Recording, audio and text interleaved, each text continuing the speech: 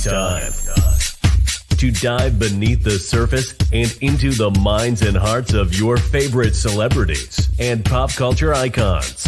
Welcome to Up and Adam. Hi, guys. Welcome back. And look who I have here. Good morning, RJ. Good morning. What is that? Oh, this is my mirror. Mirror? Yes. I want a customized mirror. You want one? Yeah. All right. I'm going to tell Denise. Okay. Yeah. All right. Well, good morning, everybody. If you haven't already, go ahead, hit that like button. RJ and I are back because I want to have a little bit of a conversation, but also a debate because I want to talk about who slept with Bolo. Oh my Last week, I don't know if you guys missed it, but RJ was very excited that we were finally going to meet Bolo. And I want to know before we get started, did he live up to your expectations or no? He was a typical stripper. Typical stripper. Yeah. Okay. Yeah. Okay. I thought that his tongue action was great. Tongue action. Yeah, he did like this fold of the tongue thing, which was great. You missed that? I missed that. How did you miss that? Is that when he was licking his mask? Yes. Okay. I got it. Yes. All right. So regardless, this stripper was more than a stripper that night. He was kind of like and is it an escort? What is it? He was a living prop. A living prop. Paid to play with the women of Atlanta. That's exactly what he did because as soon as they thought the cameras were off and they covered the cameras, the real party began. I've always heard Kandi Burruss was a little bit of a freak. I didn't know she was this big of a freak. Adam, let me tell you, I gagged. When I saw her switch to like that other personality, that mistress personality, I gagged. I was like, oh my gosh, this is what like people have been talking about. This is her. I believe it.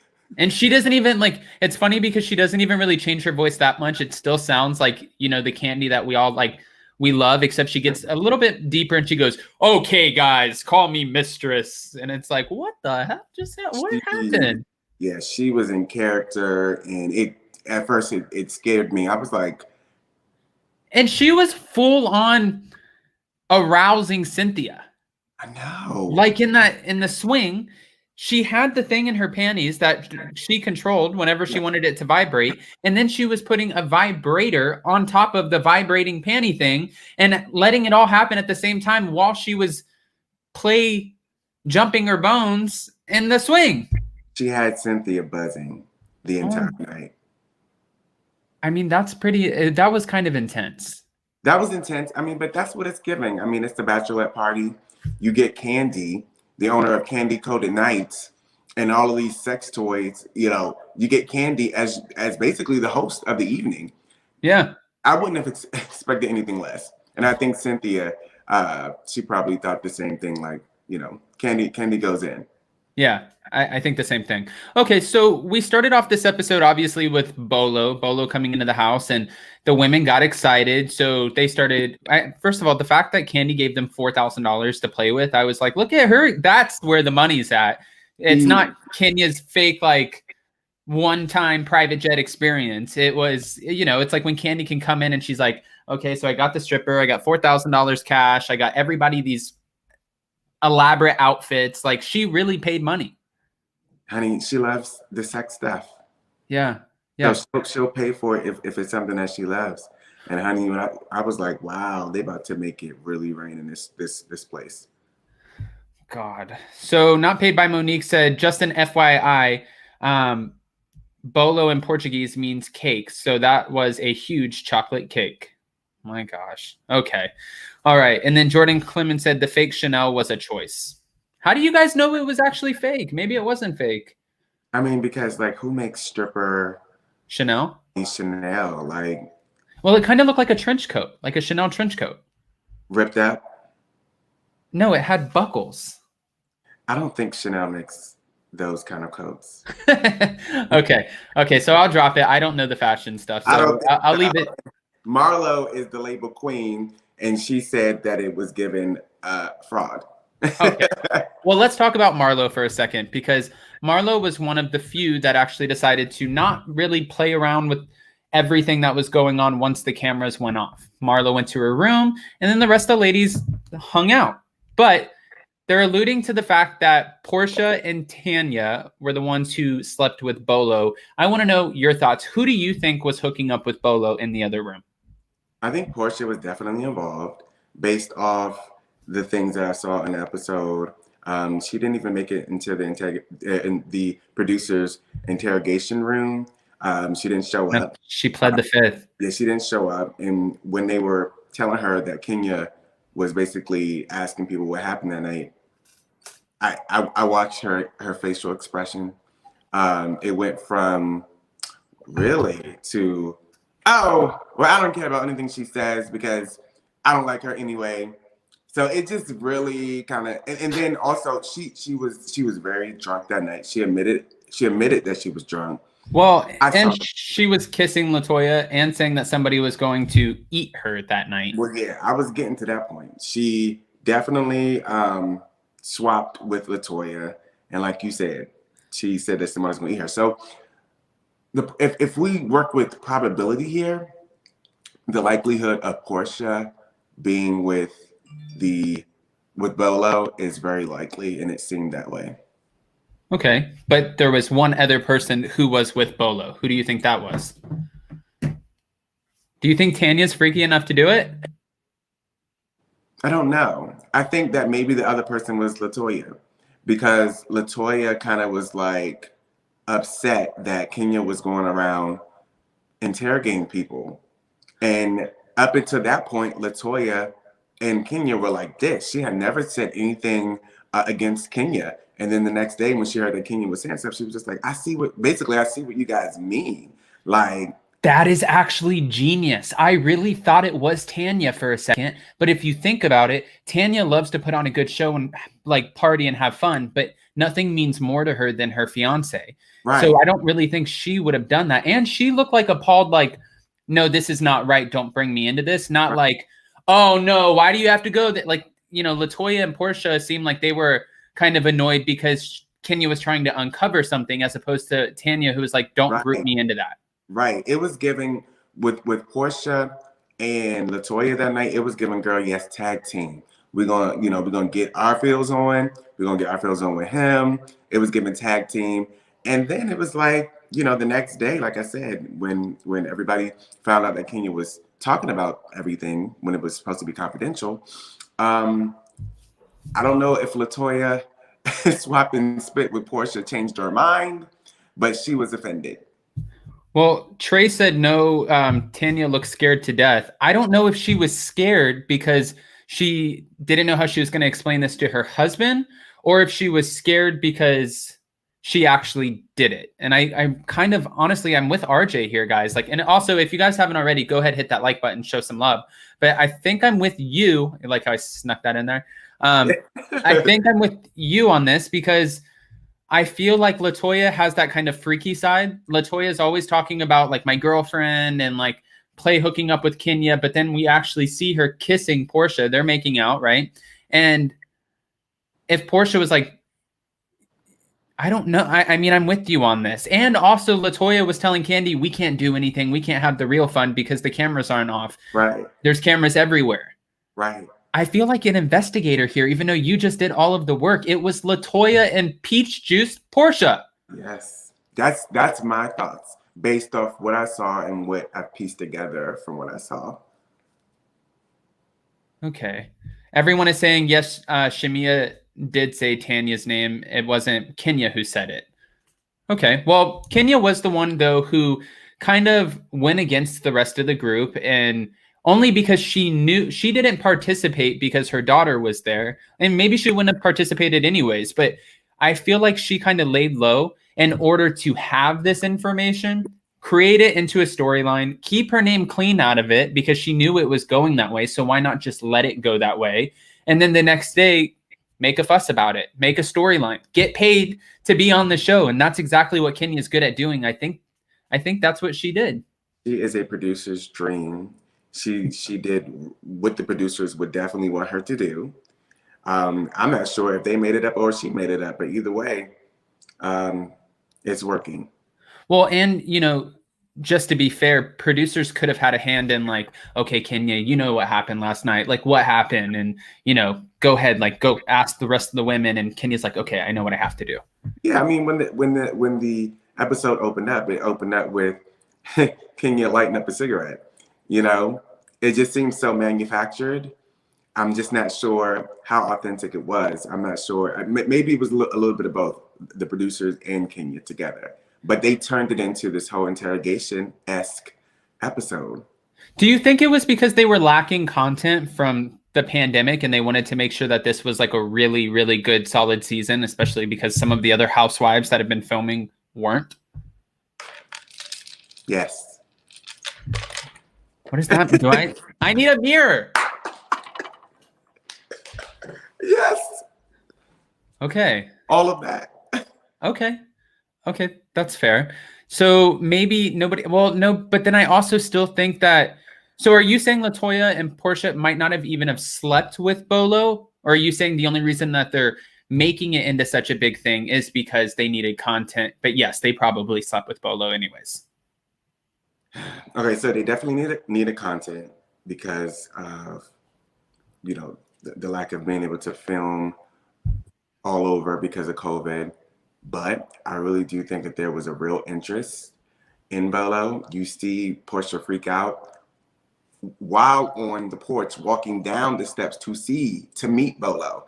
You see her reaction then, her initial reaction. And when they were trying to leave, she was like, oh no, I'll help get him out. I'll help get him out of this. I mean, it was a real attraction. It was a magnetic attraction from the time she saw him. And she also stated that she follows him on Instagram. So she's been wanting to play with Bolo. My gosh. What a breakdown. Okay. So this is what the hype of the whole season was this moment where everyone wanted to know about Strippergate, what was going on, who was the one who actually got involved. And Tanya Sam actually left the Real Housewives of Atlanta because of all of this. Did it live up to your expectations of all of the hype? Or maybe you didn't even have expectations. Did it live up to all of the hype that they were making it into? No. No? It's not over. Well, now I need to see more. Okay. Yeah, I need to see more. Okay. Yeah. That's fair enough. All right. So I want to just kind of continue this on like moving forward. We end up seeing them they went fishing. They went on this fishing boat. They caught a shark, which I was surprised at. Marlo was not having this fishing boat at first. She was like, where's the boat? And I feel like it's so crazy to me that these women can kind of like, that's almost so rude to say to the captain who might actually take a lot of pride in this boat. And she's like, we're getting in that.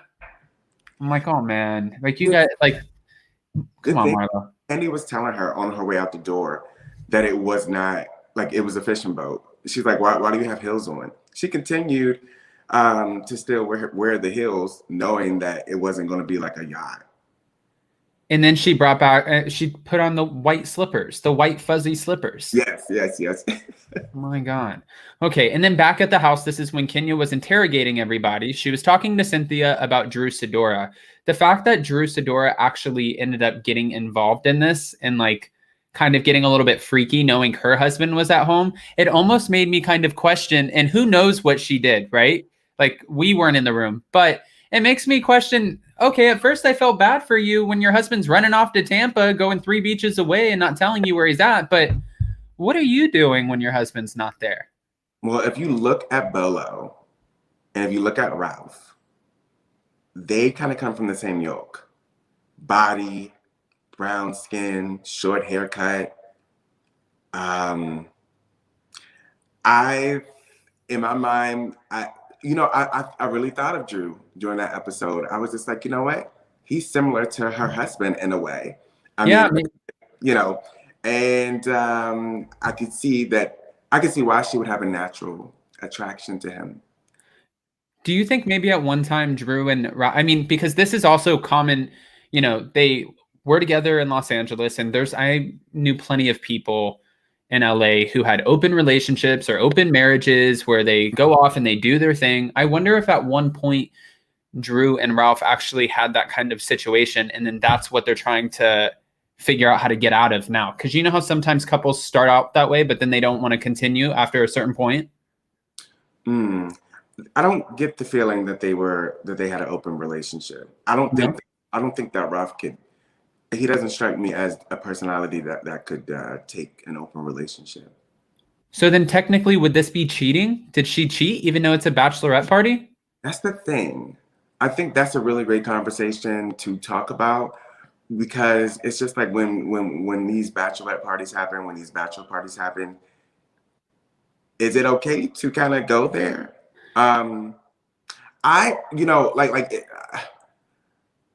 Is it okay for the person that's being thrown for to go there rather? Yeah. Do you think that that's okay? No.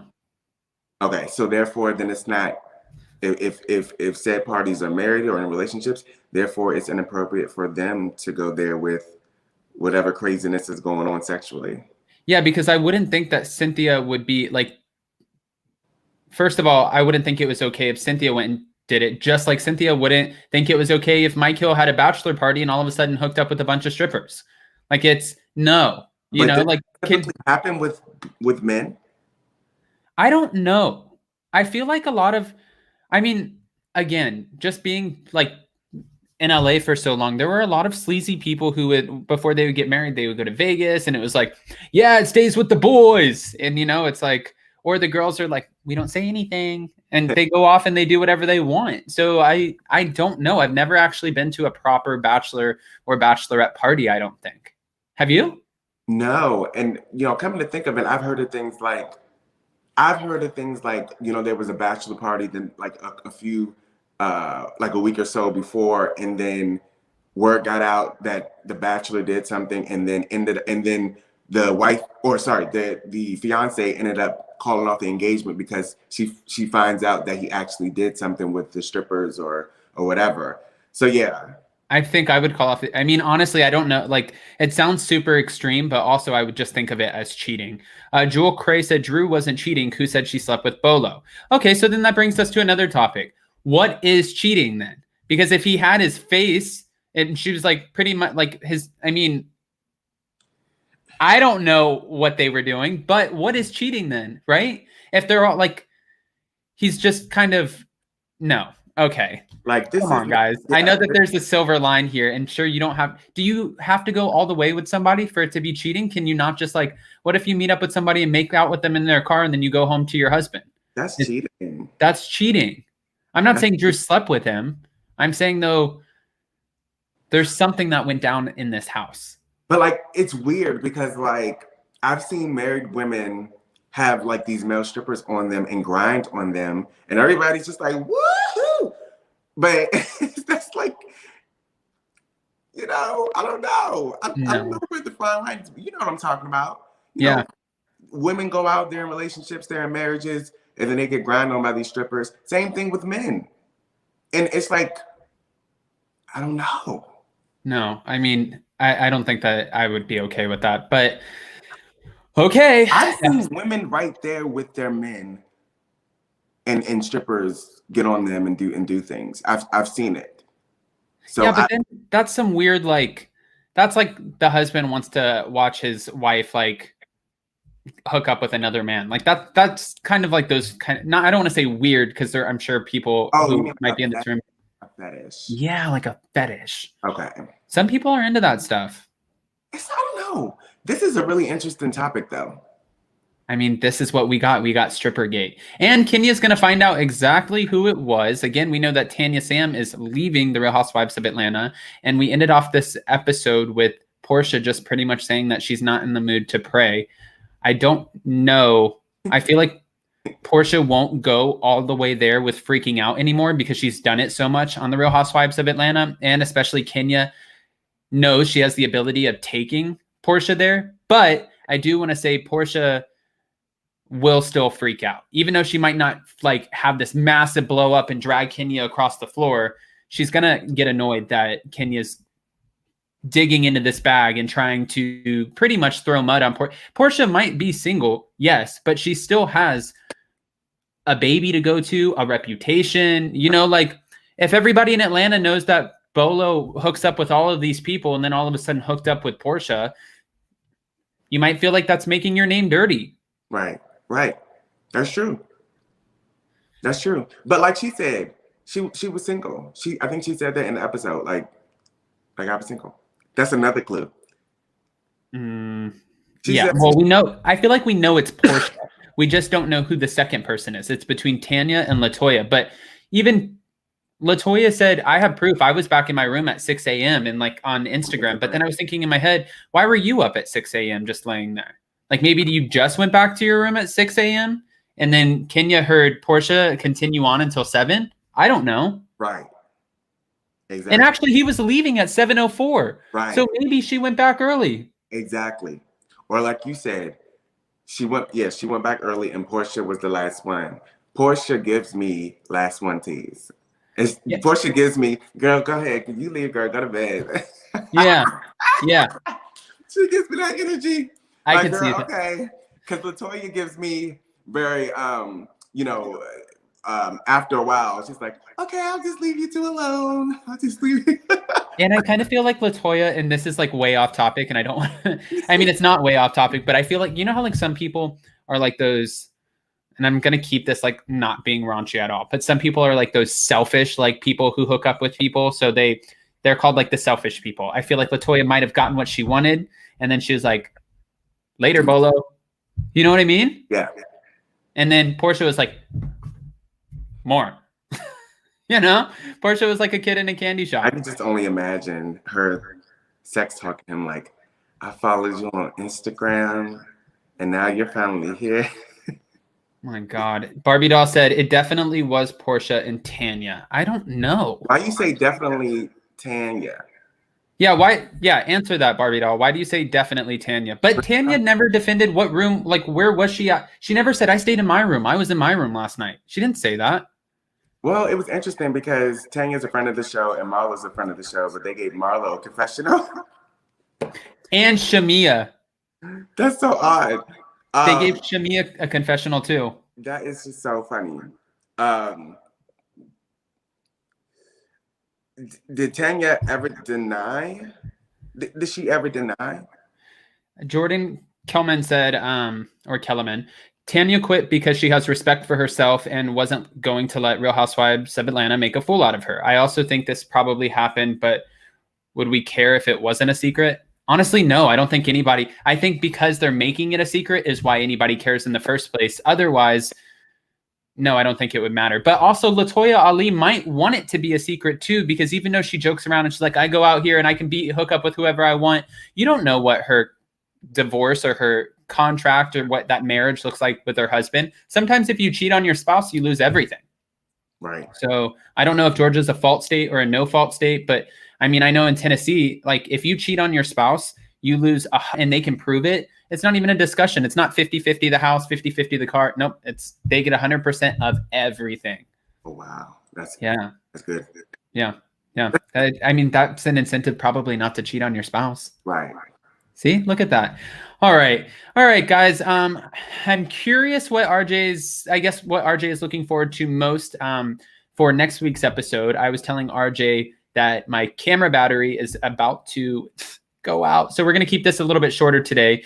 Guys, again, if you haven't already, go ahead, hit that like button, show some love. RJ, what are you looking forward to most? What am I looking forward to? I want to see if we can find out who the people are that had it out with Bolo. Yeah. Okay. Well, I'm looking forward to it. Yeah. Kenya's going to get to the bottom of it. That's what I'm looking forward to too. So, and I'm looking forward to also seeing how this new reformed Kenya and Marlo alliance, how everybody takes that in, because they came down the steps together. Everybody knows that they must be in a friendly place. And I want to know how that dynamic on vacation will affect the group. Okay, or if they can even maintain that dynamic. You know? That too. What are you looking forward to? I'm probably looking forward to most seeing if Kenya can get to the bottom of this. And then I don't know. I want to see more from Drew Sidora. I want to see more from Fallon. I kind of want to see more of these new people. Yes. Yeah. I missed her. Yeah. And yeah.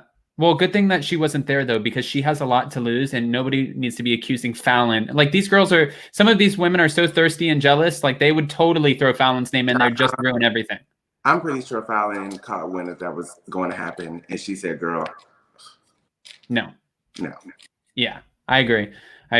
And guys, if you're around later, we're going to be going live with Jason and Femtero at 1:30. We're going to be recapping the Below Deck reunion, but also Femtero for the last 30 minutes is going to do lightning round tarot readings. She's always spot on. It's actually scary. You can ask a question about business, finances, relationships, whatever, except for health, because it kind of makes the mood really sad. So I need her in my life. Call. Yes. I'll bring you up. Oh, you have like a real job. Yeah. Okay. We'll call one day. Okay. Yes. All right, RJ. With that, can you tell us where we can find you? Oh my gosh, it's camera. Yes. I'm on YouTube, RJ Allan, Allan, and on Instagram at rj.allan. All right. And with that being said, you can hear me, right? I can hear you. I'm like a floating voice. I'm like your conscience. This is like Finding Nemo. Has this ever happened before? Why are the numbers going up when my face drops off? That's rude. Honey, everybody's trying to figure out what the hell happened. All right, guys. We're gonna jump off of here, and I still have to get my mirror. Don't forget to remind RJ, guys, if you haven't already, hit that like button, and we'll see you next time. Bye, guys. Bye, guys.